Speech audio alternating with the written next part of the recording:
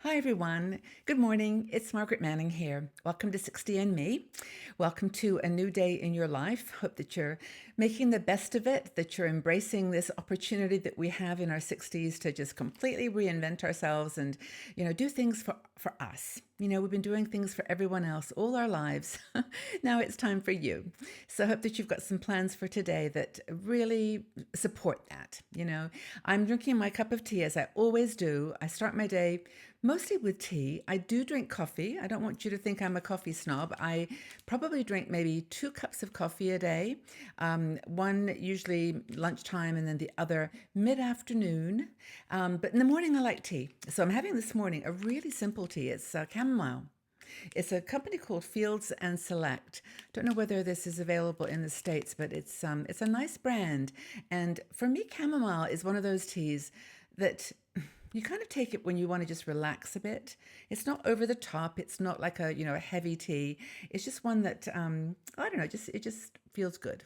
It's a nice tea, and it's good for you. And as you probably know too, it's good when you're waking up in the middle of the night and trying to get back to sleep. But I like it any time of the day. So my chamomile tea.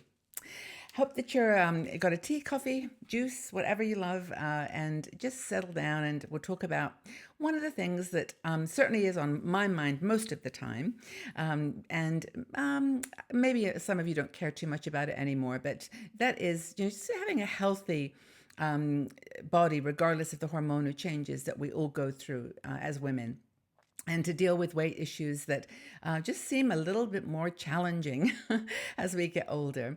And I said that I worry about it a lot. I think about it because when I was young, I used to be very thin and skinny. I'm about 5'8" tall, so I was quite tall and thin.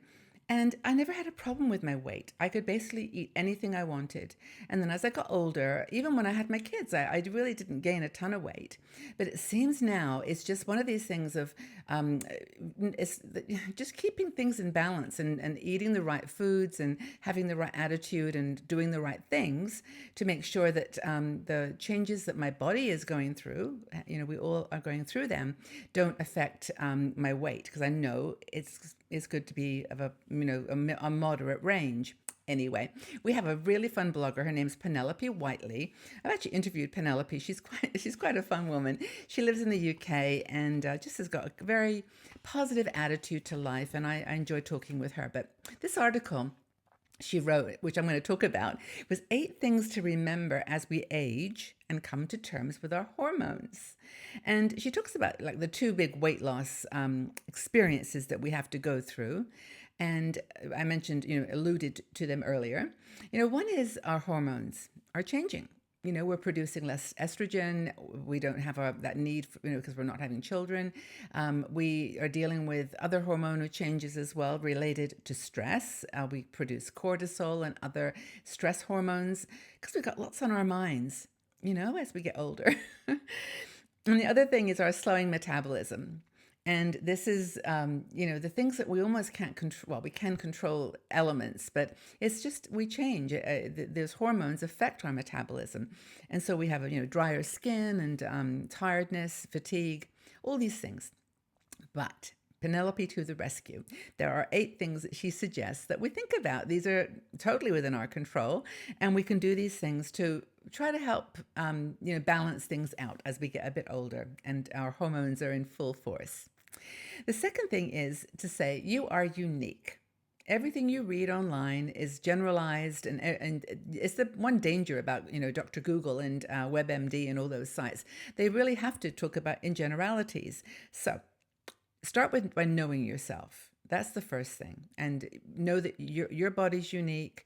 You've done really well to get to 60 plus years of age, so you've known how to look after yourself.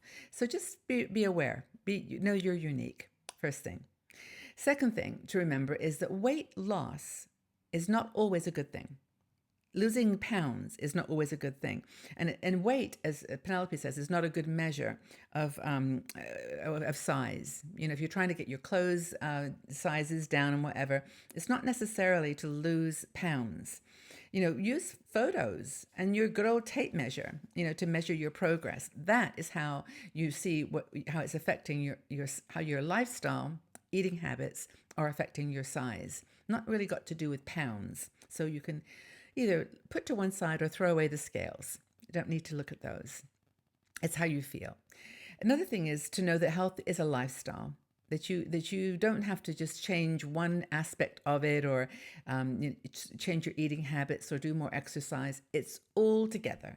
It's a balance, stretching, exercise, food, stress, all those things we talked about before that you put together to create a healthy lifestyle. So I think that's super important to remember. Next, good old sleep. How are you doing with your sleep? I'm actually getting better. I tell you what I'm doing, and I don't even know if there's any relationship at all, but I'm taking melatonin before I go to bed, and it's helping. I find myself not tossing and turning so much, and even though I still wake up at 3 or 4 in the morning, part of that's because I may just need only 6 or 7 hours sleep. I just get up usually at 5. Is that you have to just kind of look at sleep as a key element of keeping healthy. Another thing that Penelope mentions is to use valerian. Valerian. I'm just looking down because I want to make sure I get it right. Valerian. I think it's a plant that's a relaxant and a stress releaser. So chamomile tea, of course, and then there's always a glass of wine. I sometimes have a glass of wine before I go to bed. I know it's probably not the best thing, but it does help me to just stop doing things and just sit down with a glass. And sometimes I mix it with mineral water so it's not too strong, but just that psychological thing, I think, of sitting down with a glass of wine or a drink and just saying, okay, just one, and then curl up and go to sleep. Next thing that Penelope talks about is losing weight less seriously. It's just not that big a deal. As I said earlier, those 10 pounds that you lose are not going to necessarily make you feel better. They're going to sort of maybe lose a few pounds or decrease your waist size, but it's not the only thing. If you don't lose weight in the first 6 weeks of a diet, in quotes, don't give up. I mean, it's a lifestyle that you just have to relax about, and so don't take it too seriously. Don't take yourself too seriously. That's my advice. Goodness me, if you started to assess and judge all the decisions you've made and all the mistakes you've made or things you've done that you wish you could get a mulligan on, a rewind, it's just, no, honestly.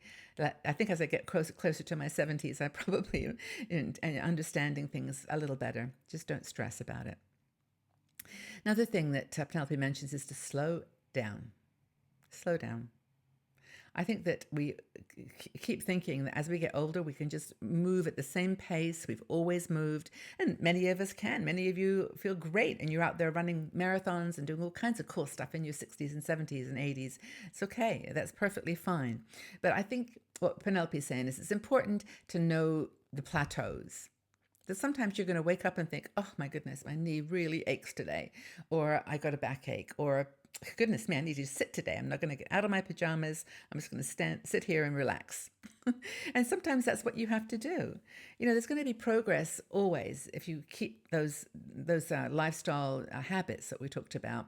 But progress may be slow sometime, and you may just feel like taking it easy. And that's okay. Do it. And then the last thing that we talk about here is looking at outcomes. Not at the individual activities. So if you have that cheesecake at dinner, or you miss a yoga class, or you forget to do your weights one day, or you just don't go for a walk, those individual things are not going to make a big difference at all. They're not anything to feel guilty about or bad about. It's really, guilt is a very, very dangerous emotion, according to Penelope, and I agree with her.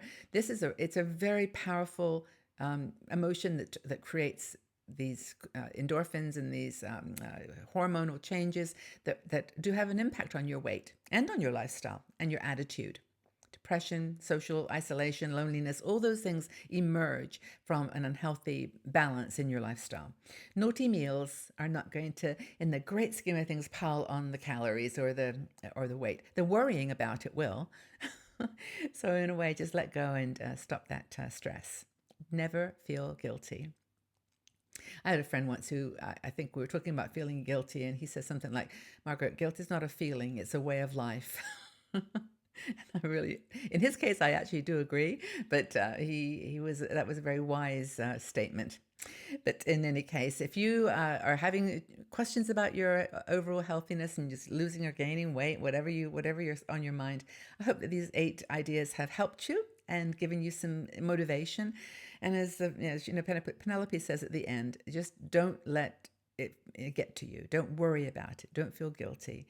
Just do the best you can. Small steps lead to big strides, and that's the way to move forward. Don't expect overnight change. Just stay healthy and well. And thank you for being here. That's good for you too. Mixing with other women, talking about your things, the things that are on your mind. That's a good thing to do every day as well. So thank you for being here. We're here for you all the time. We have articles being published on 60andme.com regularly, and we have new videos, interviews. We have plenty of new things on the website. Go check it out. And if you want to sign up for our newsletter, we send that out, giving you links to our new videos and articles. That's just at 60andme.com/membership. So that's all one word, all together, words only, 60andme.com/membership. And we'll send you our newsletter. All right, so I hope that you've had a useful, it's been useful for you. I'd like to ask you, do you keep tabs on your size when you're trying to lose weight? How do you measure success? Look forward to hearing back from you and joining the conversation. Have a super day, be well, and I'll see you all again soon. Bye-bye for now.